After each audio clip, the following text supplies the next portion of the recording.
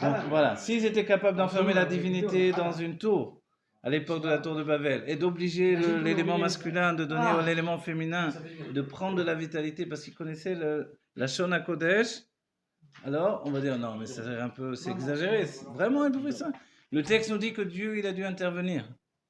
Il est descendu lui-même, entre guillemets, il n'y a pas de descendre, de monter, mais il est venu, il a été Mebalbel et Shonot, il a été, tout à coup, les hommes ne parlaient plus les mêmes langues. Il a commencé à parler avec les mains, c'était un Italien. L'autre, il a commencé à s'énerver, c'était un Marocain. Bon, mais Kitsour, ils ont parlé. Les langues sont arrivées tout à coup, les bases de toutes les langues. Alors, il y a une question. C'est-à-dire, on a l'impression donc qu'on est de moins en moins performant. Performant. On est de moins en moins proche d'Hachem et qu'on communique de moins en moins avec lui. Et pourtant, plus on avance, et plus on est proche de la Géoula. Exactement, tu as raison. Normalement, ça devrait être le contraire. Le meilleur reçoit la médaille. Le meilleur reçoit la médaille. T'as jamais vu le dernier de la course recevoir la coupe. C'est le chidou. C'est vraiment ce qui s'appelle Nosé Fahim. C'est vraiment un paradoxe. C'est vrai que depuis le premier homme qui était parfait, c'était une dégringolade. C'est le contraire de la théorie de l'évolution. Bah oui. Ah ouais, là c'est vraiment la dégringolade. Voilà, ça c'est la régression. C'était grand, balai, machin, il finit 5,68 m. Non, c'est la régression totale. Et c'est vrai qu'on dit dans la beauté, dans l'intelligence, dans tout, on est devenus des petits nains. Qu'est-ce que ce paradoxe? On est des petits nains, mais sur les épaules des géants. Ça, c'est très important. D'accord ? Mais les géants, c'était nous-mêmes. Voilà. C'est-à-dire, on tire profit de tout le travail qui a été fait pendant des siècles. Pourquoi ? Parce qu'on travaille à la même œuvre. Et où le profit ? L'œuvre. Non, le profit, c'est qu'aujourd'hui, on ne voit pas Dieu. On le sent si on veut le sentir. D'un autre côté, on le voit, on le sent si on veut le sentir, ou si on veut le voir dans notre quotidien. Ça, c'est la réalité. Mais pas comme eux ils le voyaient. Oui, mais d'un autre côté. Totez-nous l'oreille, mais est-ce qu'on n'est pas plus méritant ? Oui, ben, voilà, on est tellement que Moshe a vu notre génération, il a dit, mais c'est.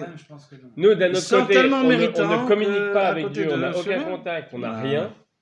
Et pourtant, on fait des choses. Alors qu'avant, ils avaient. Donc effectivement, peut-être qu'on est. Peut-être qu'on est plus méritant aussi. En fait, non, vraiment. On est 0 de 0, mais on est appelé des tzadikim aujourd'hui. Pourquoi ? Parce qu'on n'a aucune raison qui nous pousse à faire tout ce qu'on fait. C'est vraiment illogique, c'est vraiment le contraire du bon sens, on va dire. Alors, et dans pourtant, tout le monde a gagné. Voilà, tu as raison. Tout le monde. Comment tu peux punir quelqu'un qui n'a rien ? Eh ben non, tu ne peux pas punir. Il n'y a pas de punition, arrête, enlève non, pas de punition, mais comment tu peux apporter une négation, comment tu peux, je sais pas moi, dire à telle personne t'es... C'est-à-dire qu'aujourd'hui, on ne peut plus effectivement tomber sur les juifs, leur faire des reproches, des trucs. Chaque chose qu'un juif fait, faut l'élever.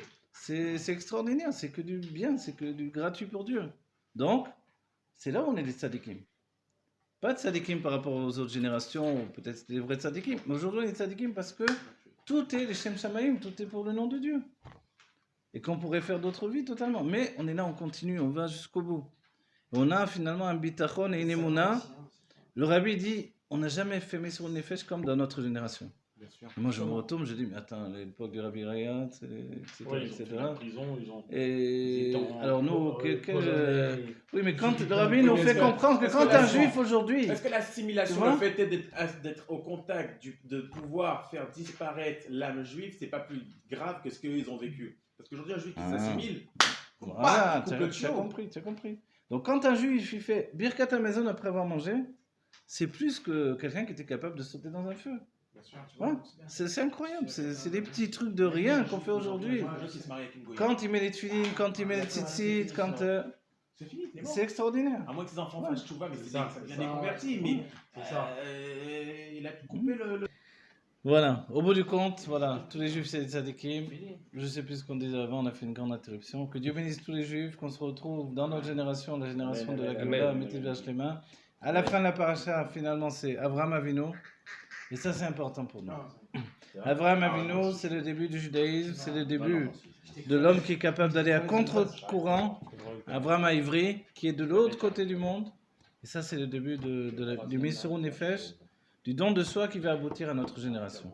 Voilà. Voilà. Qu'on vive la Géoula Métis Vachlema, Amen, Tef amen, Miam amen, Mamash, amen, Kriam Elech amen, Mashiach. amen. Que Dieu bénisse tous les Yehudim. Amen. Et comme on l'a dit au début du cours, qu'on soit Amen. tous très très riches Amen. parce que Amen. c'est un besoin Amen. vraiment de la génération. Allez, Chaim amen. Elevracha. Amen, amen. Amen.